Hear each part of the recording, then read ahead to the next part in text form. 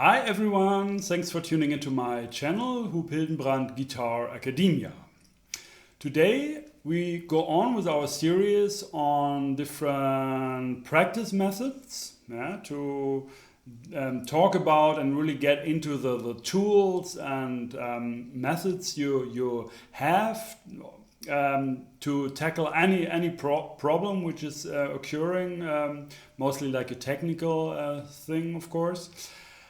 And this is the eighth lesson here, so episode 8 you also can call that, and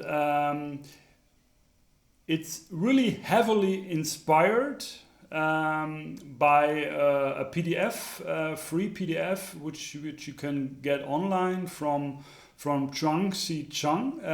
It's called Fundamentals of Piano Practice, and I can really recommend this book. And this is a kind of this inspiration where I took like these different concepts how to practice, which I'm discussing here method by method through this series, and I kind of just copied stuff, but I also like summarized things. I adapted that for guitar, so I changed it a little bit, but not too much. So I really want to give credit to that, and really great book, which is really about piano practice and the classical music. So like challenging, difficult literature to really be able to perform that without mistakes and musically on a high level. So this is actually really a great book, and I put the link down in the description below, and it's free. And also you see in the description below the PDF for this lesson, which will be just a very short lesson actually, but you also find a PDF there which is also free, because like most of the stuff is just from that book. Of course, in that book, the like one topic, one aspect or one practice method is like spread over the whole PDF. So the challenge a little bit was to bring all these aspects together and really put them together on one or two pages, and to really also understand then the full thing in a way. So this lesson today is also like really very connected to the last lesson on fast play degradation. Oh, sorry, that's the topic of today. Post-practice improvement we talked about in the last lesson, and now we talk about fast play degradation. And these are really like almost kind of the same, but you look at that from a different angle, and so I thought it's really something in a way also separate. So I thought it's good to just dedicate one whole lesson to that topic. We talked in post-practice improvement that most of the actual improvement, the learning, the kind of that the thing is really becoming a part of your system, that you internalize that, especially with difficult stuff, which is still like which you still are not there. Yeah, you still know, okay, I have to go on with that for days, months, to be able to do that. So you don't have it's not you. How do you say? You don't have the things installed in your system which are necessary to execute this thing. Yeah, and this can be like brain, like neural connections, or like muscle cells which have to convert from slow muscles to fast muscles, whatever. I mean, it's different things, and and this kind of thing mostly takes place after practice, during sleep, for example, very much during sleep. So you should, we talked about that you should be really aware about the last time through you play something. You have an exercise which is maybe four bars or just a certain thing, which you always repeat at different speeds, and then at the end you really have to make sure that you give your brain a kind of a very clear, accurate, musical, convincing, slower version of that the brain really has a time to understand what is going on, how it should be, and also concentrating on relaxation, to be really relaxed, so to give the brain like a very good, extremely good, perfect kind of version of that thing what you want to achieve, but of course only more in a slow kind of a tempo. And we talked about how slow this should be, and it's also in the PDF of the last lesson, so please check out the last lesson too. Check out all these lessons here. All these PDFs are also free, and that you really get the full package of this practicing methods, because I think they're really working very, very well, and the sooner you understand the whole thing and these individual methods and concepts and why they're working and that they exist, the sooner your whole practice will be much more effective, and that way also much more fun, of course. Okay, so really connected to this post-practice improvement, because it's also like a post-practice, not improvement, but degradation means it's getting worse. It's getting worse. And what makes things getting worse right after practice or in the time during sleep is playing it fast. Playing things fast which you're not already like really know and really like internalized, which is not yet really a part of you, where it's still kind of a struggle a little bit. When you practice that fast, and sometimes you just have to do that. We talked also about like acquiring speed to find right movements, to explore in a way that we just for a short time we play too fast, that we really learn and get to know what we have to actually change, what is necessary to change or to do to acquire a certain speed. But we really said also what's really important, not to do that too much, just a little bit, just to get some information, to get something out of that, and then try to get what we learned, but play it more slower or medium speed or a bit faster. It depends, of course, on how well you are with that. Anyway, the thing is, if you play something too quick, just fast, and the brain doesn't really have the time to really go into that and to really listen for everything, and you're making maybe some mistakes also, or it's just this quick version of something you're still a little bit unsure, and which is still you're working on that and you're still struggling, and it's not like 100%, not 100% thing. Maybe it's a little bit also about luck. Then you mess the whole process. You're messing with the whole process of post-practice improvement, because you give your brain like confusion. Yeah, your brain really didn't get it, or get a kind of a wrong version to deal with now, and so your improvement will be really will for that session will be really limited by this kind of post-practice improvement, or like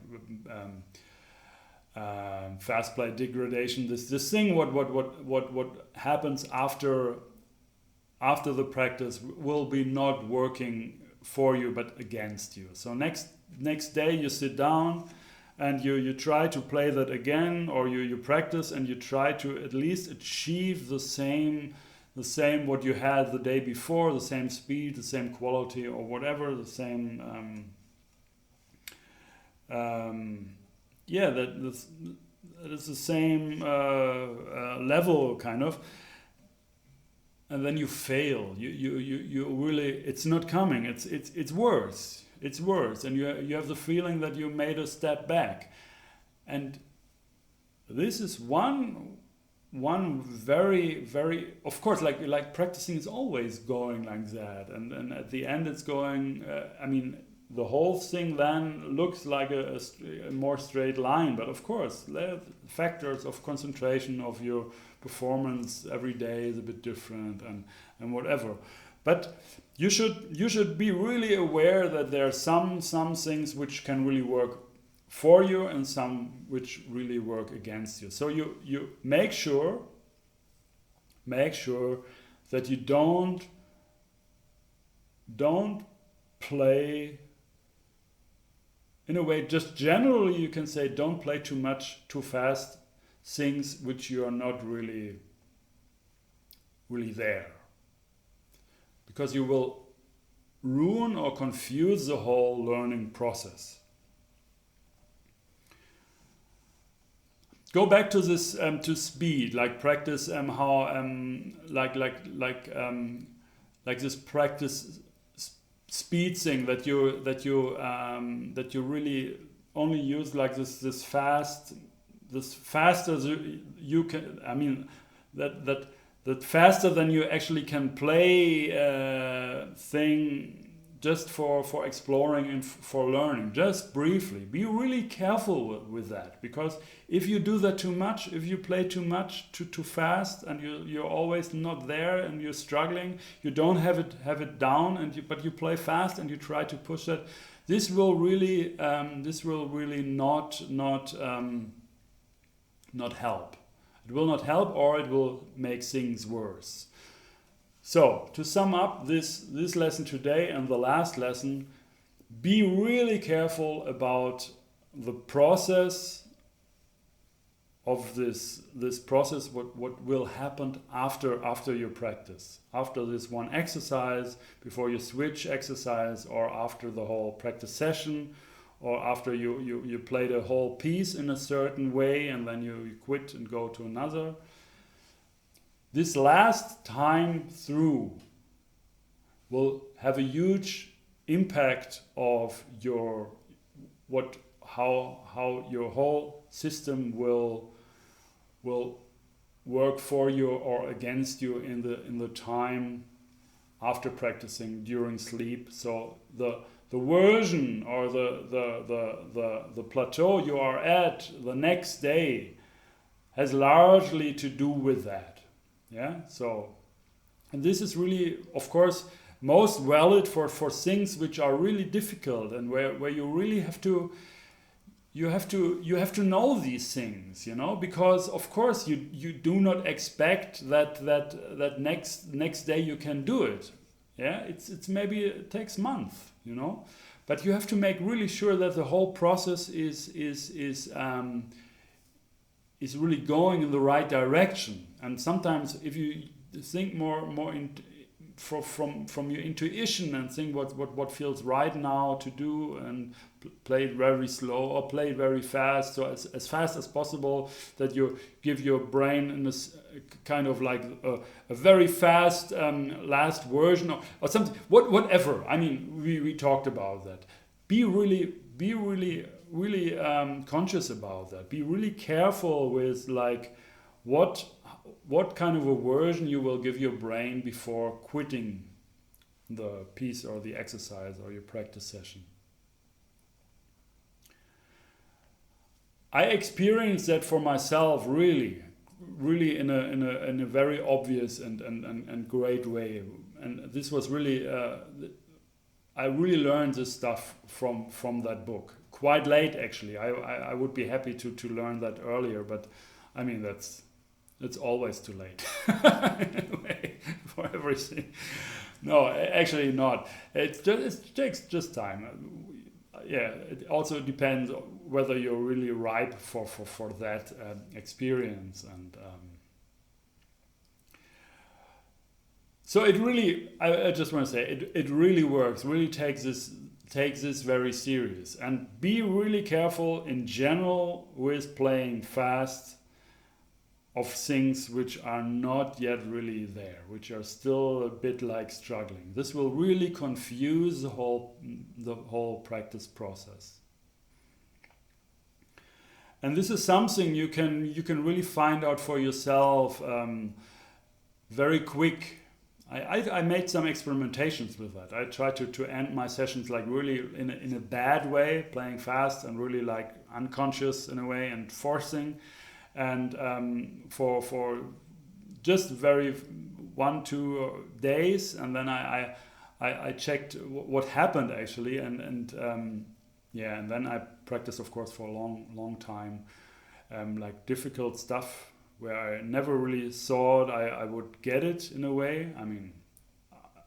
At least I wasn't really sure whether this will really happen. I believed in that, but there were some doubt about that, and I really took that very serious to really end the session. And if it's just a little thing, just a technique, which is just very quick, it's just like an alternate picking, like a tremolo stroke, just do some repetitions of that. Do some repetitions and show your brain a perfect version, and don't play and your practice of that fast and really, it's really, I tell you.